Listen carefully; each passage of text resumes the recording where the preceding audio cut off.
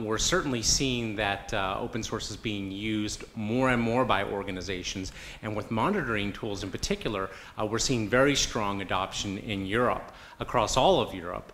In Italy in particular, we're seeing a lot of use of Nagios and plugins and solutions that are built on top of it, including things like NetEye.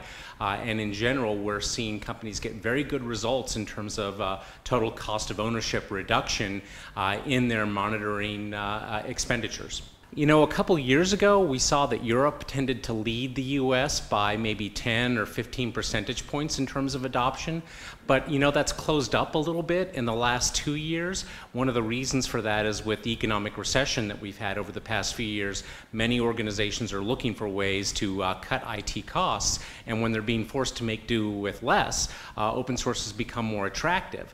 And so they've begun to adopt open source for cost-cutting reasons, but what they found is that it also brings more flexibility, and it brings a lot of different choices in terms of how you deploy your solutions, because you don't necessarily have per CPU or per user licensing costs. So flexibility, in addition to cost reduction, has proved to be a very powerful one-two punch.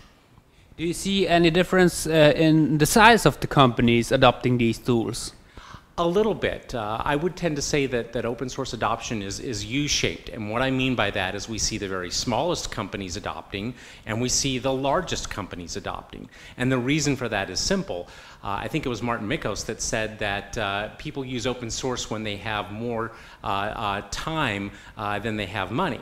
And so if you think about small companies, by definition, they don't have any money, so they adopt open source. But at large companies, because of the scale of their operations, they can afford to put resources on adoption, configuration, and integration of open source, and the potential cost savings are tremendous. So we see adoption with the largest companies and then with the smallest companies.